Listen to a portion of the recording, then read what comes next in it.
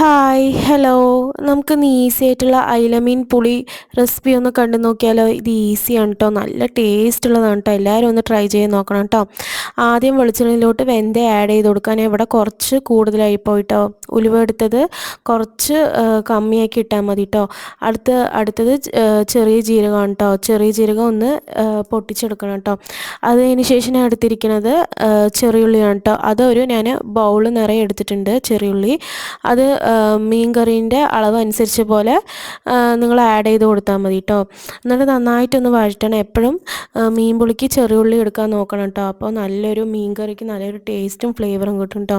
ചെറിയുള്ളി എപ്പോഴും എടുക്കാൻ നോക്കുക. പിന്നെ കറിവേപ്പിലാണ് കേട്ടോ ആഡ് ചെയ്ത് കൊടുത്തിരിക്കുന്നത്. അതൊന്ന് വഴറ്റിയ ശേഷം ഞാൻ എടുത്തിരിക്കുന്നത് വെളുത്തുള്ളിയും ഇഞ്ചിയും ഒന്ന് ചെറുതായിട്ടൊന്ന് അരിഞ്ഞതാണ് കേട്ടോ. അതിട്ടിട്ട് നന്നായിട്ടൊന്ന് വഴറ്റണം കേട്ടോ.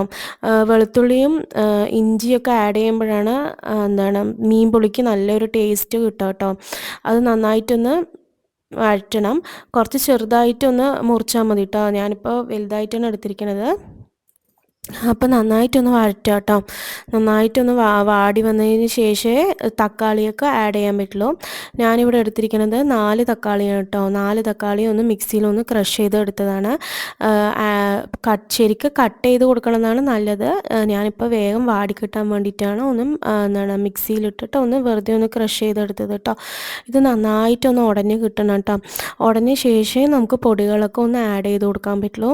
ഇത് നന്നായിട്ടൊന്ന് എല്ലാം കൂടിയിട്ട് ഒന്ന് വാടി കിട്ടണം കേട്ടോ. അതിന് ശേഷം പൊടികളൊക്കെ ആഡ് ചെയ്ത് കൊടുക്കുക. ഞാനിവിടെ എടുത്തിരിക്കുന്നത് 1 സ്പൂണ് മുളക് പൊടിയാണ് കേട്ടോ. എരിവിനനുസരിച്ച് പോലെ നിങ്ങൾ ആഡ് ചെയ്ത് കൊടുത്താൽ മതി കേട്ടോ.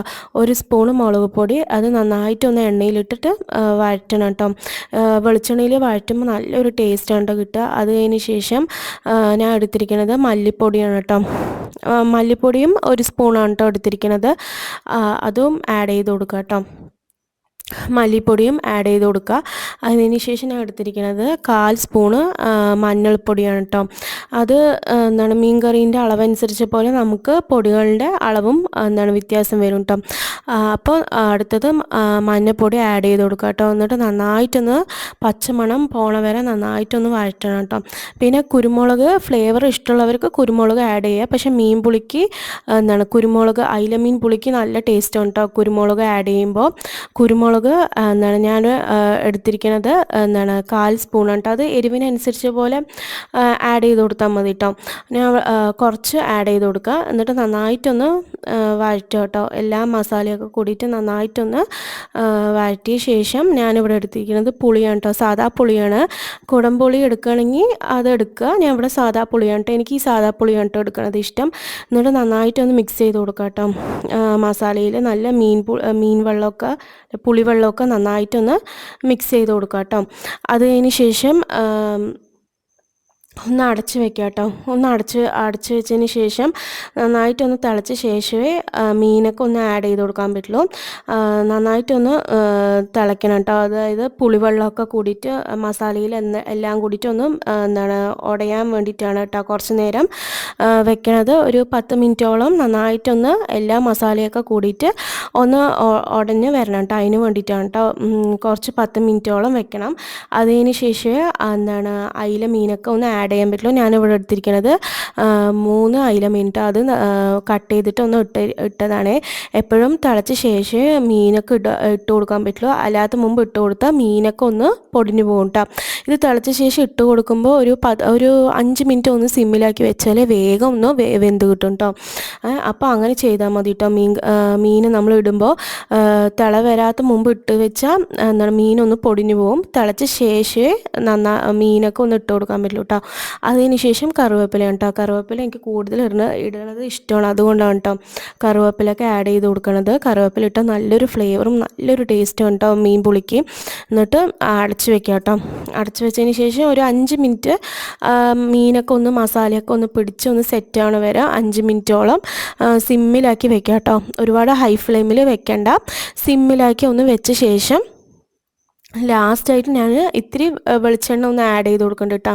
പച്ച വെളിച്ചെണ്ണ ആഡ് ചെയ്ത് കൊടുക്കുമ്പോൾ നല്ലൊരു മണവും ഫ്ലേവറാണ് കേട്ടോ കിട്ടുക. ലാസ്റ്റായിട്ട് എന്തായാലും ആഡ് ചെയ്ത് കൊടുക്കണം.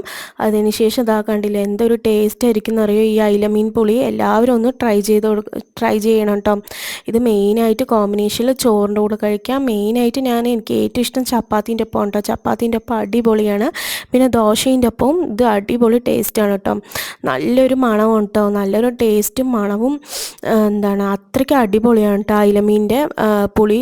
അപ്പോൾ ഇതെല്ലാവരും ഒന്ന് ട്രൈ ചെയ്ത് നോക്കണം കേട്ടോ. നോക്കി നല്ല ടേസ്റ്റാണ് കേട്ടോ. ഈ മസാലയൊക്കെ കൂടിയിട്ട് നല്ലൊരു ടേസ്റ്റാണ് കേട്ടോ. ഞാനിവിടെ എടുത്തിരിക്കുന്നത് ദോശേൻ്റെ ഒപ്പം കേട്ടോ എടുത്തിരിക്കുന്നത്. ദോശേൻ്റെ ഒപ്പം കഴിക്കാൻ നല്ലൊരു അടിപൊളി ടേസ്റ്റാണ് കേട്ടോ. നമ്മൾ പിറ്റേ ദിവസം എടുക്കുമ്പോൾ അതിനും കൂടി നല്ലൊരു ടേസ്റ്റ് ഉണ്ടാവും. പിറ്റേ ദിവസം എടുക്കുമ്പോൾ നല്ലൊരു ടേസ്റ്റ് ഉണ്ടാവും കേട്ടോ ദോശേൻ്റെ ഒപ്പം കഴിക്കാൻ. അപ്പോൾ എല്ലാവരും ഒന്ന് ട്രൈ ചെയ്തിട്ട് ഒന്ന് കമൻറ്റ് സെക്ഷനിൽ ഒന്ന് അറിയിക്കണം കേട്ടോ. നിങ്ങളൊക്കെ ഇങ്ങനെയാണോ മീൻ പുളിയൊക്കെ വെക്കണത് ഒന്ന് കമൻറ്റ് ചെയ്യണം കേട്ടോ. ഇത് അടിപൊളി ടേസ്റ്റാണ്. എല്ലാവരും ഒന്ന് ട്രൈ ചെയ്തിട്ട് ഒന്ന് കമൻറ്റിൽ